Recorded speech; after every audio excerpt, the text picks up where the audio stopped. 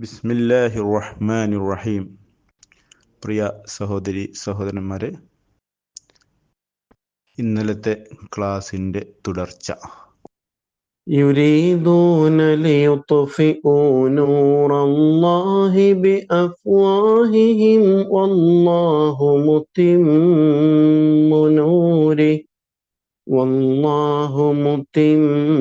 نوره ولو كره الكافرون. അർത്ഥം ശ്രദ്ധിക്കാം. യുരീദൂന, അറാദ യുരീദു, ഉദ്ദേശിച്ചു. യുരീദൂൻ, അവർ ഉദ്ദേശിക്കുന്നു. ഇങ്ങനെ വ്യാജങ്ങൾ കെട്ടിച്ചമുക്കുന്ന ആളുകൾ ഉദ്ദേശിക്കുന്നു. ലിയുത്ഫിഉ, അത്ഫഅയുത്ഫിഉ, ഊതിക്കെടുത്തി. ലിയുത്ഫിഉ, അവർ ഊതിക്കെടുത്താൻ ഉദ്ദേശിക്കുന്നു. നൂർ അല്ലാഹ്, അള്ളാഹുവിന്റെ പ്രകാശത്തെ ഊതിക്കെടുത്താൻ. ബി അഫ്വാഹിഹിം, തങ്ങളുടെ വായകൾ കൊണ്ട്. ഫാഹ്, വാ. അഫ്വാഹ് അതിന്റെ ബഹുവചനമാണ്. ബി അഫ്വാഹിഹിം, തങ്ങളുടെ വായകൾ കൊണ്ട്. വല്ലാഹ്, അള്ളാഹു ആകട്ടെ, മുത്തിം, പൂർത്തിയാക്കുന്നവനാണ്. അത്തമ്മ യുത്തിമ്മു, പൂർത്തീകരിച്ചു. മുത്തിം അതിന്റെ കർത്തൃരൂപമാണ്. നൂരിഹി, അവന്റെ പ്രകാശത്തെ പൂർത്തിയാക്കുന്നവനാണ് അള്ളാഹു. വലൗ കരിഹ, വെറുത്താലും, അൽ കാഫിറൂൻ, അവിശ്വാസികൾ എത്ര തന്നെ വെറുത്താലും. ഒന്നുകൂടി ശ്രദ്ധിക്കാം. യുരീദൂന ലിയുത്ഫിഉ നൂറല്ലാഹ്, യുരീദൂന ലിയുത്ഫിഉ, അവർ ഊതിക്കെടുത്താൻ ഉദ്ദേശിക്കുന്നു. നൂർ അല്ലാഹ്, അള്ളാഹുവിന്റെ പ്രകാശത്തെ. ബി അഫ്വാഹിഹിം, തങ്ങളുടെ വായകൾ കൊണ്ട്. വല്ലാഹു, അള്ളാഹു ആകട്ടെ, മുത്തിമ്മു നൂരിഹി, അവന്റെ പ്രകാശത്തെ പൂർത്തീകരിക്കുന്നവനാണ്. വലൗ കരിഹൽ കാഫിറൂൻ, അവിശ്വാസികൾ എത്ര തന്നെ വെറുത്താലും ആ പ്രകാശത്തെ പൂർത്തീകരിക്കുന്നവനാണവൻ. ഈ സൂക്തത്തിന്റെ പശ്ചാത്തലം രേഖപ്പെടുത്തപ്പെടുന്നത് ഉഹദ് യുദ്ധത്തിന് ശേഷം അവതരിച്ച ഒരു സൂക്തം എന്ന നിലയിലാണ്. ഉഹദിലെ പരാജയ പശ്ചാത്തലമുണ്ടല്ലോ, അത് വിശ്വാസികളുടെ മനസ്സിൽ വല്ലാത്ത നിരാശാബോധം സൃഷ്ടിച്ചു. അല്ലാഹു തആല സൂറ ആല ഇമ്രാനിൽ അവരെ കൗൺസിലിങ്ങിന് വിധേയമാക്കിയിട്ട് ആത്മവിശ്വാസത്തിലേക്ക് തിരിച്ചു കൊണ്ടുവരുന്നുണ്ട്. അതേ സമയത്ത് ഇസ്ലാമിന്റെ പ്രതിയോഗികളുടെ അവസ്ഥ എന്തായിരുന്നു? ഇസ്ലാം ഇപ്പോൾ മദീനയിലേക്ക് ചുരുങ്ങിയിരിക്കുന്നു. അവരുടെ എണ്ണം ഏതാനും ആയിരങ്ങൾ മാത്രമേ ഉള്ളൂ. അതിനാൽ ഇനി അറബികൾ ഒന്നടങ്കം ഈ ഇസ്ലാമിനെ തുടച്ചു മാറ്റാൻ വേണ്ടിയിട്ട് ശ്രമിച്ചാൽ നമുക്കത് സാധ്യമാകും എന്ന നിലയ്ക്കാണ് അവർ അതിലെ സാധ്യതകളെ കണ്ടെത്തുന്നത്. അങ്ങനെയാണല്ലോ പിന്നീട് സഖ്യസേനയുമായി വന്ന് അഹ്സാബ് യുദ്ധത്തിലേക്കൊക്കെ എത്തിച്ചേരുന്നത്. ഈ ഒരു പശ്ചാത്തലത്തിലാണ് ഈ സൂക്തം അവതരിക്കുന്നത്. അങ്ങനെ അങ്ങ് ഊതിക്കെടുത്താനൊക്കെ കഴിയും.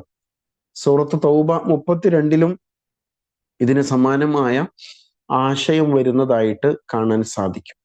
യുരീദൂന ലിയുത്ഫിഉ നൂറല്ലാഹി ബി അഫ്വാഹിഹിം, തങ്ങളുടെ വായകൾ കൊണ്ട് അള്ളാഹുവിന്റെ പ്രകാശത്തെ ഊതിക്കെടുത്താൻ അവര് ഉദ്ദേശിക്കുന്നു എന്നാണ് പറയുന്നത്. അള്ളാഹു സുബ്ഹാനഹു വ തആല എന്നിട്ട് ചേർത്ത് പറയാണ്, അത് അസാധ്യമാണ്. അള്ളാഹു അവന്റെ പ്രകാശത്തെ വീണ്ടും വീണ്ടും പൂർത്തീകരിക്കും. അതിലൊരു പ്രവചന സ്വഭാവമുണ്ട്. അഥവാ അക്ഷരാർത്ഥത്തിൽ പിന്നീട് പുലർന്നൊരു പ്രവചനം തന്നെയാണ് ഇത് എന്നുകൂടി നമുക്ക് മനസ്സിലാക്കാൻ കഴിയുന്നു ചരിത്രം പഠിക്കുമ്പോൾ. ഇവിടെ ശരിക്കും അള്ളാഹുവിൽ യഥാവിധി വിശ്വസിക്കാതെ, വിധിവിലക്കുകൾ പാലിക്കാതെ, സത്യദീനിനെ ജീവിത വ്യവസ്ഥയായിട്ട് അംഗീകരിക്കാതെ മുന്നോട്ട് പോകുന്ന സകലരെയും ഈ സൂക്തം ഉദ്ദേശിക്കുന്നുണ്ട് എന്ന് മനസ്സിലാക്കാൻ കഴിയും. അന്നത്തെ ഒരു പശ്ചാത്തലത്തിൽ പറയുമ്പോൾ ആരാണ്? വേദക്കാരാണ് മുഖ്യമായിട്ട് ഉദ്ദേശിക്കപ്പെടുന്നത്. അതേപോലെ തന്നെ ബഹുദൈവവാദികളും ഉദ്ദേശിക്കപ്പെടുന്നു എന്ന് മനസ്സിലാക്കാം. ഇന്നും നടന്നുകൊണ്ടിരിക്കുന്ന ഒന്നാണ്. ഇന്ന് സോഷ്യൽ മീഡിയ വഴി വളരെ ശക്തമായിട്ട് ഈ സത്യപ്രകാശത്തെ ഊതിക്കെടുത്താനുള്ള ബോധപൂർവമായ ശ്രമം നടന്നുകൊണ്ടിരിക്കുന്നതാണ്. പക്ഷേ ഇവർ ഊതിയാൽ സത്യദീനിന്റെ ദിവ്യപ്രഭ അണഞ്ഞു പോകുമോ? ഇത് ആരെങ്കിലും ഒഴിച്ചു വെച്ച എണ്ണ കൊണ്ടോ അല്ലെങ്കിൽ തെറുത്തു വെച്ച തിരി കൊണ്ടോ പ്രകാശിക്കുന്നതാണോ? എങ്കിൽ പെട്ടെന്നൊരു കാറ്റ് വരുമ്പോൾ അത് അണഞ്ഞു പോയേനെ. സൂര്യചന്ദ്രന്മാരെ ഊതിക്കെടുത്താൻ ശ്രമിക്കുന്നതിനേക്കാൾ ബാലിശമാണ് സത്യദീനിനെ ഇല്ലാതാക്കാനുള്ള ശ്രമങ്ങൾ. അല്ലെ, ഭൂമിയിൽ നിന്നൊരാൾ സൂര്യനിലേക്ക് ഇങ്ങനെ ഊതിയാൽ അത് അണഞ്ഞു പോകുമോ? ഇല്ല. എന്ന് പറയും പോലെ അള്ളാഹുവിന്റെ പ്രകാശത്തെ ഊതിക്കെടുത്തുക എന്ന് പറഞ്ഞാൽ, അഥവാ ഈ സത്യദീനിനെ ഊതിക്കെടുത്തുക എന്ന് പറഞ്ഞാൽ അസാധ്യമായ കാര്യമാണ്. അപ്പൊ വേദക്കാരും സത്യത്തെ ദുർബലപ്പെടുത്താൻ ശ്രമിക്കുന്ന മതേതര ഭൗതിക സംഘങ്ങൾക്കുമെല്ലാം ഈ പരാമർശം ബാധകമാണ് എന്ന് മനസ്സിലാക്കണം. യുരീദൂന ലിയുത്ഫിഉ നൂറല്ലാഹ്, ദൈവികമായ പ്രകാശത്തെയാണ് ഊതിക്കെടുത്തുന്നത്. അപ്പൊ എന്തായിരിക്കും നൂറല്ലാഹ് എന്ന് പറഞ്ഞത്? 3 വ്യാഖ്യാനങ്ങളാണ്. ഒന്ന് അൽ ഇസ്ലാം, അതാണ് ഏറ്റവും പ്രബലമായൊരു വ്യാഖ്യാനം. മറ്റൊന്ന് അന്ത്യപ്രവാചകനാണ്. ഇനിയും ഒന്ന് വിശുദ്ധ ഖുർആനാണ്. ഈ 3നെയും ചേർത്തുകൊണ്ട് നമുക്ക് ഈ വ്യാഖ്യാനങ്ങളെ മനസ്സിലാക്കാൻ കഴിയും. വിശുദ്ധ ഖുർആനിൽ തന്നെ റസൂൽ സല്ലല്ലാഹു അലൈഹി വസല്ലമയെ കുറിച്ച് നൂർ എന്ന് പറയുന്നുണ്ട്. ഖദ് ജാഅക്കും മിനല്ലാഹി നൂറും വ കിതാബും മുബീൻ. ഇതാ നിങ്ങൾക്ക് നൂർ, ഒരു പ്രകാശം ആഗതമായിരിക്കുന്നു, അള്ളാഹുവിങ്കൽ നിന്ന് ഒരു പ്രകാശം സമാഗതമായിരിക്കുന്നു, സുവ്യക്തമായ വേദഗ്രന്ഥവും എന്ന് പറയുന്നുണ്ട് റസൂൽ സല്ലല്ലാഹു അലൈഹി വസല്ലമയെ കുറിച്ച് സൂറത്തുൽ മാഇദ 15. ഖുർആനിനെ കുറിച്ച് നൂർ എന്ന് പറയുന്നു. വഅൻസൽന ഇലൈക്കും നൂറം മുബീന, സൂറത്തുൻ നിസ 174 അങ്ങനെ വന്നിരിക്കുന്നു.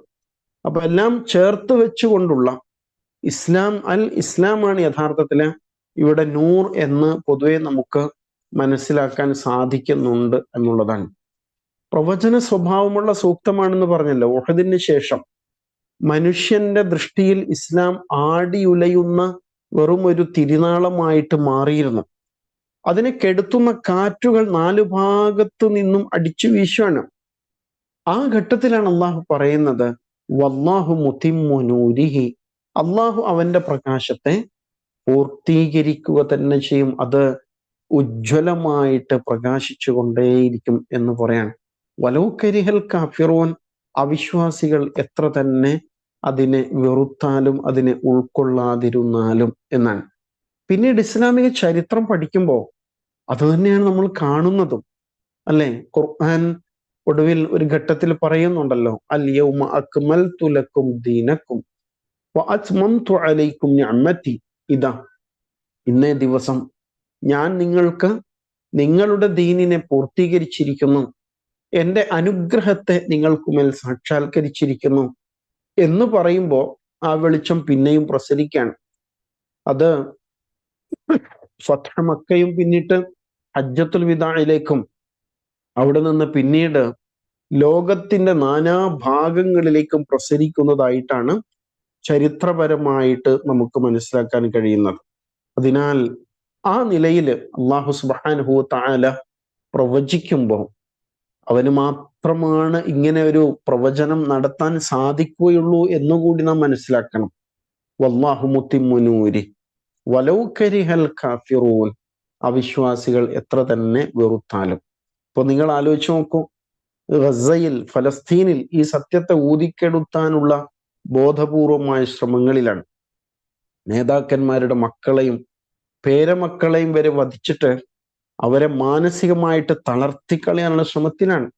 പക്ഷെ എത്ര ആർജവത്തോടെയാണ് ആ നേതാക്കൾ പ്രതികരിക്കുന്നത്. അൽഹംദുലില്ലാഹ്, അല്ലെ, ആ ഉമ്മയും വാപ്പയും ഇങ്ങനെ വിരൽ പിടിച്ചുകൊണ്ട് വിക്ടറിയുടെ ചിഹ്നം കാണിച്ചിട്ട് അൽഹംദുലില്ലാഹ് പറയാണ്. മക്കളും പേരമക്കളും ശുഹദാക്കളായല്ലോ, രക്തസാക്ഷ്യം വരിച്ചല്ലോ.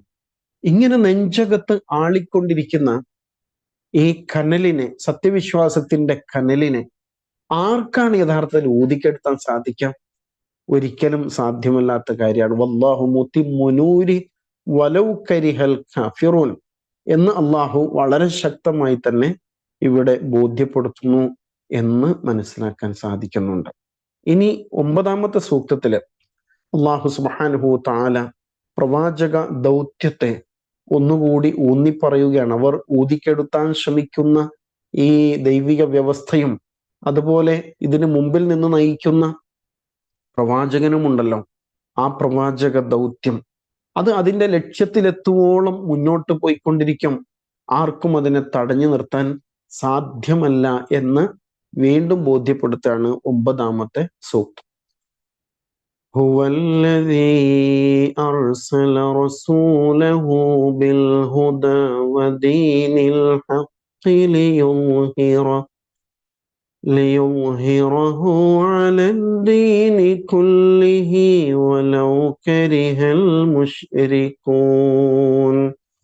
ഹുവ അവനാണ്, അല്ലദീ അർസല അയച്ചവൻ, ഹുവല്ലദീ അർസല അവനാണ് അയച്ചവൻ, റസൂലഹു അവന്റെ ദൂതനെ, ബിൽ ഹുദ നേർമാർഗവുമായിട്ട്, വദീനിൽ ഹഖ് സത്യദീനുമായിട്ടും, ലിയുദ്ഹിറഹു അദ്ഹറ യുദ്ഹിറു അതിനെ വിജയിപ്പിച്ചെടുക്കുവാൻ, അലദ്ദീൻ മതത്തെക്കാൾ, കുല്ലി മറ്റെല്ലാ മതത്തെക്കാളും അതിനെ വിജയിപ്പിച്ചെടുക്കുവാൻ, വലൗ കരിഹ വെറുത്താലും, അൽ മുശ്രിക്കൂൻ ബഹുദൈവവാദികൾ വെറുത്താലും.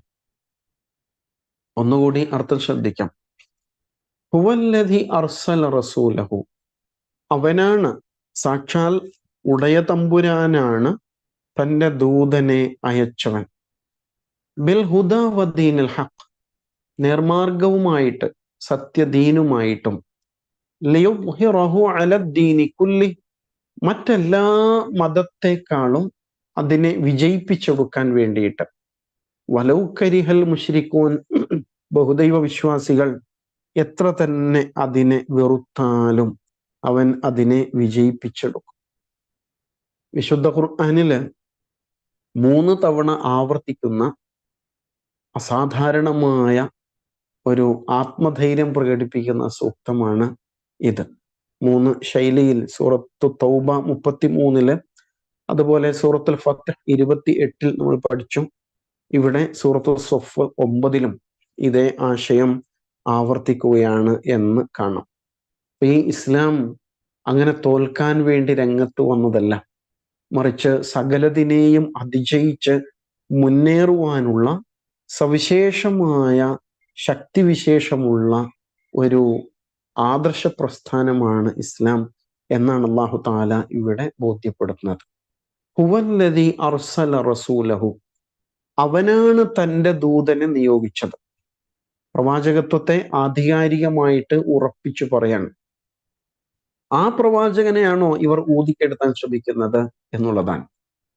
ബിൽ ഹുദ എന്താണ് ആ പ്രവാചകൻ അവതരിപ്പിക്കുന്നത്? സന്മാർഗമാണ്. മറ്റൊന്ന് ദീനുൽ ഹഖാണ്, സത്യദീനാണ് അവതരിപ്പിക്കുന്നത് എന്നാണ്. സന്മാർഗം എന്നത് എല്ലാം ഉൾക്കൊള്ളുന്ന ഒരു സമ്പൂർണമായൊരു പ്രയോഗമാണ്. ജീവിത വിശുദ്ധിയുണ്ട്, അത് സ്വർഗത്തിലേക്കുള്ള ശരിയായ രാജപാതയാണ്, ഇങ്ങനെ സന്മാർഗത്തിലൂടെ വഴി നടത്തുന്നു എന്നുള്ളതാണ്. വദീനിൽ ഹഖ് ദീനുൽ ഹഖ് അഥവാ സത്യദീൻ എന്നാണ് രണ്ടാമതായിട്ട് പ്രയോഗിക്കുന്നത്. ദീൻ എന്ന് പറയുമ്പോൾ സാധാരണ മലയാളത്തിൽ നമ്മൾ മതം എന്ന അർത്ഥം പറഞ്ഞു പോകും. അഭിപ്രായം എന്നാണ് മതം എന്ന വാക്കിന്റെ അർത്ഥം. അതിനപ്പുറത്ത് ഒരു ആദർശം, ഒരു കംപ്ലീറ്റ് കോഡ് ഓഫ് ലൈഫ്, സമ്പൂർണ്ണ ജീവിത പദ്ധതി, മനുഷ്യ ജീവിതത്തിന്റെ ഇഹവും പരവും ആത്മീയവും ഭൗതികവും ആയ സകല മേഖലകളെക്കുറിച്ചും വളരെ കൃത്യവും വിശുദ്ധവുമായ ശുദ്ധപ്രകൃതിയുള്ള നിലപാടുകൾ അവതരിപ്പിക്കുന്ന ഒരു പ്രത്യയശാസ്ത്രം എന്ന് പറയണം ദീനുൽ ഹഖ്. പ്രത്യയശാസ്ത്രം. മതം എന്ന് പറയുമ്പോൾ അത് മറ്റൊരു തരത്തിലാണ് വ്യാഖ്യാനിക്കപ്പെടുക. ഉള്ളതോ ഇല്ലാത്തതോ ഒക്കെയായ എന്തൊക്കെയോ ഇതിഹാസങ്ങളും കഥകളും വിശ്വസിച്ചേ തീരൂ എന്ന് ഭയപ്പെടുത്തി അംഗീകരിക്കപ്പെടുന്ന, ബുദ്ധിക്കും യുക്തിക്കും ഒന്നും യാതൊരു സ്ഥാനവുമില്ലാത്ത എന്തൊക്കെയോ എന്നൊക്കെ തോന്നിപ്പോകും. പക്ഷെ ദീനുൽ ഹഖ് എന്നതുണ്ടല്ലോ, ഇസ്ലാമിനെ വിശദമായിട്ട് പഠിക്കുമ്പോഴേ നമുക്കത് ബോധ്യമാവുകയുള്ളൂ എന്ന് കാണാൻ സാധിക്കും. എന്തിനാണ് ഈ ദീന് എന്ന് ചോദിച്ചാൽ, ലിയുദ്ഹിറഹു അലദ്ദീനി കുല്ലി എന്നാണ് വിശുദ്ധ ഖുർആൻ അതിന് നൽകുന്ന വിശദീകരണം. അത് മറ്റ് സകല ജീവിത ശൈലികളെയും അതിജയിക്കുവാൻ കരുത്തുള്ളതാണ്. ലിയുദ്ഹിറഹു, ആ വാക്ക് നന്നായിട്ട് നമ്മൾ പഠിക്കേണ്ടതാണ്. അതിനെ വെളിപ്പെടുത്താൻ, അതിനെ തെളിയിച്ചു കാട്ടാൻ, ആ ദീനിനെ വിജയിപ്പിച്ചെടുക്കാൻ എന്നൊക്കെ ഈ പ്രയോഗത്തിന് അർത്ഥം പറയാം. ശരിക്കും അത് ആ ഭാഷാപരമായിട്ട് ഈ പ്രയോഗം രൂപപ്പെടുന്ന എവിടുന്നാണ്? ലഹറിൽ നിന്നാണ്. ലഹർ എന്ന് പറഞ്ഞാൽ മുതുക് അല്ലെങ്കിൽ നട്ടെല്ല് എന്നൊക്കെയാണ് ആശയം. അൽഹറ, ശക്തിപ്പെടുത്തി എന്നൊരാശയം കൂടി അതിലുണ്ട്. നട്ടെല്ല് എന്ന് പറയുമ്പോൾ ശക്തിയുടെയും വീര്യത്തിന്റെയും കേന്ദ്രമാണ് നട്ടെല്ല്. സാധാരണ നമ്മൾ പറയില്ലേ, നട്ടെല്ലുണ്ടെങ്കിൽ നീ അങ്ങനെ ചെയ്ത് കാണിക്കൂ എന്നൊക്കെ പറയും. അപ്പൊ ഒരാളുടെ കരുത്തിന്റെ പ്രതീകമായിട്ട് നട്ടെല്ല് മാറുന്നുണ്ട് ലഹർ. അൽഹറ എന്ന വാക്ക് പ്രത്യക്ഷ വിജയം മാത്രമല്ല, ആന്തരികവും സ്ഥിരതയുള്ളതുമായ വിജയം എന്നൊരാശയം കൂടി അതിലുണ്ട്. താൽക്കാലിക വിജയങ്ങൾ, അങ്ങനെ നമ്മൾ പറയില്ലേ, താൽക്കാലിക പ്രതിഭാസമാണ്. ചിലർ പെട്ടെന്ന് എഴുന്നേറ്റ് വരുന്നു, പക്ഷെ അങ്ങനെ തന്നെ അത് നിലംപതിച്ചു പോകുന്നതും കാണാൻ സാധിക്കും. പക്ഷെ ഇതങ്ങനെയല്ല, ആന്തരികമായ ഉൾക്കരുത്തോടു കൂടിയിട്ട് വിജയശ്രീലാളിതനായി എഴുന്നേറ്റ് നിൽക്കുന്ന ആദർശമാണ് ഇത് എന്നൊരാശയമുണ്ട്. ലിയുദ്ഹിറഹു അലദ്ദീനി കുല്ലി എന്ന് പറയുമ്പോഴോ അത് അതിനെ മറ്റെല്ലാ ദീനുകളെക്കാളും തെളിയിച്ചു കാട്ടാൻ വേണ്ടിയാണ് എന്നാ പറയുന്നത്. അപ്പൊ എന്തായിരിക്കും ഈ തെളിയിച്ചു കാട്ടലും ഈ ദീനിനെ വിജയിപ്പിച്ചെടുക്കലും എന്നൊക്കെ പറയുമ്പോൾ, ഈ ദീനിനെ വെളിപ്പെടുത്തൽ എന്നൊക്കെ പറയുമ്പോൾ ഉദ്ദേശം എന്താണ്? പലതരത്തിൽ ഇത് വ്യാഖ്യാനിക്കപ്പെടുന്നുണ്ട്. ഈ വിജയം സൈനികമോ അല്ലെങ്കിൽ രാഷ്ട്രീയമോ ആയ വിജയമാണോ? അതും അതിൽ ഉൾപ്പെടുന്നുണ്ട്. എന്നാൽ അത് മാത്രമല്ല, അത് ഒരുപക്ഷെ ഒരു വിഭാഗം സംഘടിച്ച് സൈനിക ശേഷി ആർജിച്ച് അങ്ങനെയൊക്കെ ചില ഭൗതികാർത്ഥത്തിലുള്ള വിപ്ലവങ്ങൾ സാധിപ്പിച്ചേക്കാം. പക്ഷെ അങ്ങനെയല്ല ഈ വിജയം. ഈ വിജയത്തിന്റെ അടിസ്ഥാനം എന്താണ്? ഇവിടെ പ്രയോഗിച്ച ദീൻ എന്ന വാക്കുണ്ടല്ലോ, ദീനുൽ ഹഖാണ് എന്നുള്ള പ്രയോഗം, അത് അടിസ്ഥാനമാക്കിയിട്ട് അംഗീകൃത പ്രമാണങ്ങളുടെ വെളിച്ചത്തിൽ യുക്തിപരമായ തെളിവുകളുടെ അടിസ്ഥാനത്തിൽ ഉള്ള വിജയമാണ് ഇവിടെ ഉദ്ദേശിക്കുന്നത് എന്നുള്ളതാണ്. അപ്പൊ ശരിക്കും ബുദ്ധിപരമായ, യുക്തിപരമായ കാഴ്ചപ്പാടുകൾ ഇവിടെ ഉദ്ദേശിക്കുന്നുണ്ട്. കേവലമായ ഒരു പ്രതിഭാസം, പെട്ടെന്ന് ആൾക്കൂട്ടങ്ങൾ ഒരുമിച്ച് കൂടിയിട്ട് ഒരാളുടെ പിന്നാലെ സംഘടിച്ച് പെട്ടെന്നുണ്ടാകുന്ന ഒരു അസാധാരണമായ വിജയം എന്നുള്ളതല്ല, മറിച്ച് ആദർശപരമായ അടിത്തറയിൽ കെട്ടിപ്പടുക്കപ്പെടുന്ന വളരെ വ്യക്തതയുള്ള പ്രത്യയശാസ്ത്രത്തിന്റെ പിൻബലമുള്ള ഒരു എഴുന്നേൽപ്പാണ് ഇവിടെ സംഭവിക്കുക. എന്നാൽ രാഷ്ട്രീയ വിജയത്തോടെയാണ് ഇസ്ലാം സമ്പൂർണ്ണ സാമൂഹിക വ്യവസ്ഥയാവുന്നത്, അതിന് യാതൊരു സംശയമില്ല. അതേ സമയത്ത് രാഷ്ട്രീയവും സൈനികവുമായിട്ട് ഇസ്ലാം ചിലപ്പോൾ പരാജയപ്പെട്ടേക്കും. ഇപ്പൊ ലോക ഇസ്ലാമിക സമൂഹത്തെ കുറിച്ച് നമ്മൾ പഠിക്കുമ്പോൾ അങ്ങനെ ഉണ്ടല്ലോ, രാഷ്ട്രീയമായും അതുപോലെ തന്നെ മറ്റു തരത്തിലും ഭൗതികമായിട്ടും വിജയിച്ചു നിൽക്കുന്നു എന്ന് പൂർണ്ണമായിട്ട് പറയാൻ സാധ്യമല്ലാത്തൊരു കാലമാണ്. എന്നാൽ ഇസ്ലാമിക തത്വങ്ങൾ മറ്റു തത്വങ്ങളെ അപേക്ഷിച്ച് മൗലികമായി, അടിസ്ഥാനപരമായിട്ട് തെളിമയോടെ യുക്തിഭദ്രമായ നിലപാടുകളിലൂടെ കലർപ്പില്ലാതെ നിലനിൽക്കുന്നു എന്നത് ഇസ്ലാമിന്റെ സവിശേഷതയാണ്. അതെന്നും അങ്ങനെയാണ്. ലിയുദ്ഹിറഹു അലദ്ദീനി കുല്ലി എന്ന് പറയുമ്പോൾ പറഞ്ഞല്ലോ, ദീൻ എന്നതിനെ മതം എന്ന അർത്ഥത്തിൽ മാത്രം പരിമിതപ്പെടുത്തരുത്. പ്രത്യയശാസ്ത്രം എന്ന കാഴ്ചപ്പാടില് ഇപ്പൊ കമ്മ്യൂണിസം ഒരു പ്രത്യയശാസ്ത്രമാണ് എന്ന് പറയില്ലേ, മാർക്സിസം ഒരു പ്രത്യയശാസ്ത്രമാണ്, സോഷ്യലിസവും അതുപോലെ തന്നെ ഡെമോക്രസിയും ഇങ്ങനെ തുടങ്ങിയിട്ട് ക്യാപിറ്റലിസവും ഒക്കെ വ്യത്യസ്തമായ ജീവിത വ്യവസ്ഥകൾ പഠിപ്പിക്കുന്നു എന്ന് നമുക്ക് പറയാം. ആ നിലയ്ക്ക് മനുഷ്യൻ ഒരുപാട് ചിന്തിച്ച് മുന്നോട്ട് പോയിട്ടുണ്ട്.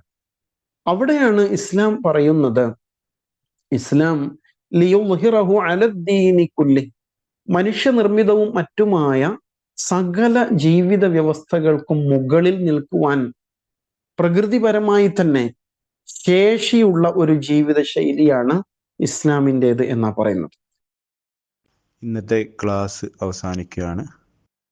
അള്ളാഹു നാം ഏവരെയും അനുഗ്രഹിക്കുമാറാകട്ടെ. വ ആഖിർ ദഅവാന അനിൽ ഹംദുലില്ലാഹി റബ്ബിൽ ആലമീൻ.